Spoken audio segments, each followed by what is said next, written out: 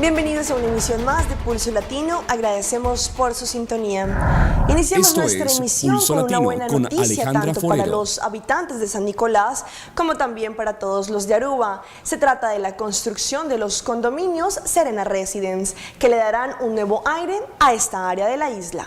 Los habitantes del área de San Nicolás tienen un motivo más para sentirse contentos. En esta semana se inició el proyecto de construcción de los condominios que se llamarán Serena Residence, un proyecto que tardó bastante tiempo, pero que hoy se ve reflejado en el esfuerzo de los propietarios e inversionistas. Se trata de un complejo de 5 edificios que tendrán una ubicación estratégica en el área de San Nicolás. Los apartamentos van a ser de 2 habitaciones, un baño. Va a haber la persona que puede comprar 2 apartamentos y volver uno solo y hacerlo de 3, 4 habitaciones, bien amplio.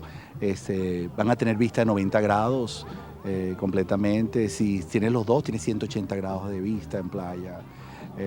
Van a tener piscina, va a haber sauna. Se va a dejar la playa tan original como ella es, porque la idea es...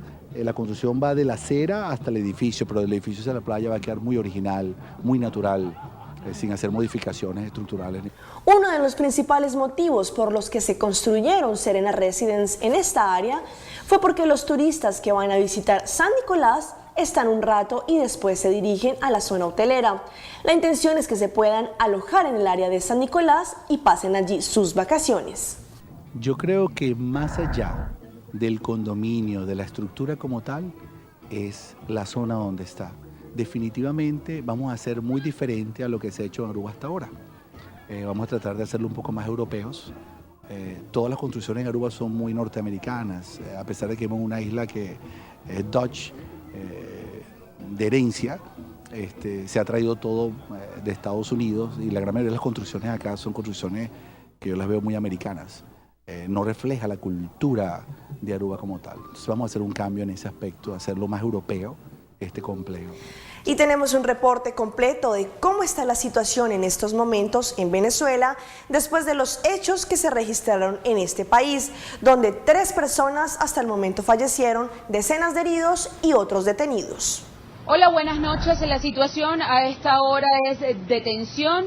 Se mantienen manifestaciones en Caracas y en varias ciudades del interior. Los estudiantes que estaban concentrados en la Plaza Altamira, al este de la ciudad capital, desde temprano, a esta hora se han movido al distribuidor Altamira, en una de las principales vías de comunicación de la ciudad que comunica la ciudad de punta a punta. Ellos aseguran que van a mantener sus manifestaciones hasta lograr la liberación de todos los compañeros detenidos. Y esto a pesar de la advertencia que hiciera el presidente Nicolás Maduro, quien dijo que no se podía salir a manifestar a menos que tuvieran un permiso de las autoridades locales. De no poseer este permiso, las personas que manifiesten serían detenidas. Sin embargo, estos estudiantes dicen que van a estar en la calle. También otra situación de preocupación en el país es la del líder opositor Leopoldo López, a quien se le liberaron orden de captura según un diario local. Sin embargo, sus abogados no han podido confirmar estas órdenes de captura, y lo que sí han dicho es que Leopoldo López se va a mantener al país y que se enfrentará a las autoridades de ser necesario. Es la información en Caracas, Venezuela. Lisette Villafranca para la Alianza Informativa. Los conductores borrachos no dan tregua. Un hombre de origen ecuatoriano en estado de embriaguez trató de sobornar al agente de tránsito que lo detuvo. Veamos las increpancias de este conductor. El hombre que aparece en pantalla es un ciudadano ecuatoriano que en un retén de la policía de carreteras no dudó un segundo para sobornar a los agentes, pues conducía borracho. ¿Esto para qué es? No dejen, tranquilo. ¿Cómo? ¿Para dejar tranquilo? Sí, mucha maldita, por favor. El señor... ¿Cómo se llama usted? Ceballos. Señor Ceballos, usted queda en este momento capturado por un delito que se llama cohecho. El señor me está ofreciendo 100.000 pesos. El hombre, quien apenas puede sostenerse sobre su vehículo, es detenido por la policía. Se encuentra en estado de libramiento. Se encuentra en este momento capturado, señor. Observan los agentes de tránsito que esta persona iba en aparente estado de embriaguez. Los descienden del vehículo, le toman la prueba con el alcohol sensor, arrojando grado 3 de alcoholemia. Pero el caso del ecuatoriano no es el único. En este otro video, este hombre, quien también es sorprendido en estado de embriaguez, ofrece 40.000 pesos a la policía y también es detenido.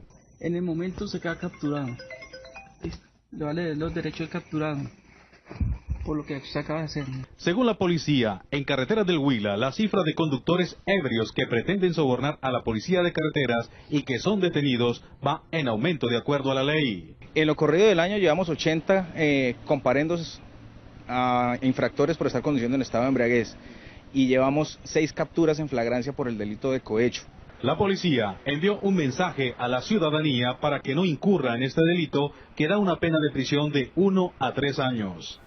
Los jueves, como es costumbre, y desde la gobernación del gabinete Mike Eyman I, el ministro presidente visita los barrios alrededor de la isla para así saber cuáles son las necesidades del barrio y sus habitantes.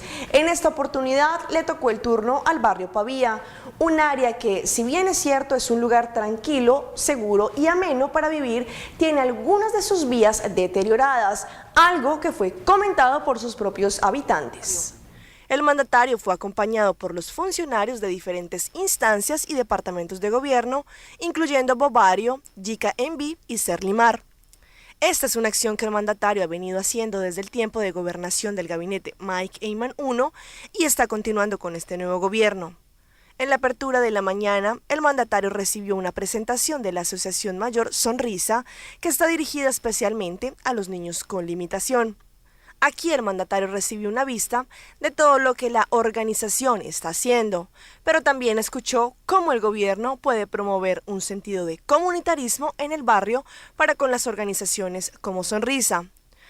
El ministro presidente Mike Eyman visitó diferentes casas y negocios del barrio y fue recibido con mucho entusiasmo, principalmente por el hecho que ellos están recibiendo la visita de un primer mandatario en una temporada que no es de elección. En general, los habitantes están contentos con el barrio, pero también se sienten complacidos por la visita de los funcionarios, ya que la mayoría de ellos quieren mejorías en el camino que está lleno de huecos y deben recibir una nueva capa de asfalto. Esta fue una de las problemáticas que más fueron comentadas al ministro presidente. Asimismo, el mandatario constató que los habitantes están haciendo bastantes cosas por el barrio y creen en el programa de comunitarismo del gobierno del gabinete Mike Eyman I y II. Estamos muy contentos, fueron las expresiones que se pudieron escuchar de diferentes habitantes, pero más aún que el mandatario se tomó su tiempo para escucharlos. Pavía es el segundo barrio que el primer ministro Mike Eyman y su equipo ha visitado en este 2014. Y como lo anunciamos en nuestra emisión de ayer, los medios de comunicación también se vieron afectados por los problemas en Venezuela. La señal del canal internacional NTN 24 fue sacada del aire por orden del gobierno de Nicolás Maduro, mientras transmitía en directo las protestas. La señal de NTN 24 desapareció repentinamente en la tarde de este miércoles en Venezuela, mientras se transmitían las protestas que hasta ahora dejan 3 muertos y varios detenidos. La directora del canal, Claudia Gurizati, se refirió vía Skype a la salida del aire de la señal en Venezuela. Absolutamente lamentable, realmente es muy triste que todos estemos asistiendo a una realidad que lo único que genera y lo único que significa es que los venezolanos día a día pierden opciones informativas. Ignacio Gómez, presidente de la Fundación para la Libertad de Prensa, condenó este hecho. Consideramos un abuso del gobierno venezolano y consideramos que NTN 24 es una víctima de los abusos de un régimen autoritario. Gurizati dijo además que la señal del canal se mantiene vigente a través de Internet, pero sostuvo que es posible que también sean bloqueados. No creo que les interese volver a poner NTN 24, ya era como la última ventanita de televisión en medios masivos que quedaban, ya las televisiones abiertas, las televisiones por suscripción, ya ellos lograron controlarla. Finalmente, el presidente de la Fundación para la Libertad de Prensa, FLIP, expresó su preocupación por una evidente censura en varios países de la Alternativa Bolivariana para las Américas, ALBA, siendo los casos más graves los de Venezuela y Ecuador. Y sigue la tensión política en Venezuela por cuenta de las protestas que se han registrado en los últimos días contra el gobierno del presidente de este país, Nicolás Maduro. Un equipo de nuestro canal aliado Noticias Caracol viajó a Caracas y registró la situación que se vive en las calles de este país. Nuestro enviado especial, Carlos Barragán, nos envió el siguiente reporte.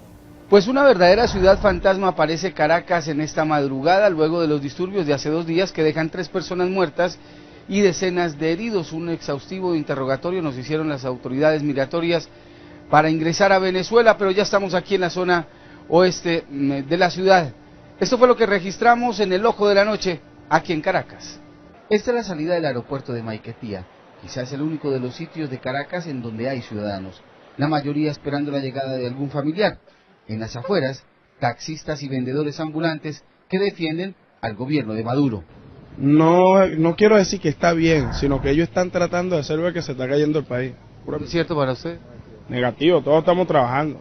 El colectivo nacional, todo el mundo, todos los obreros, todo.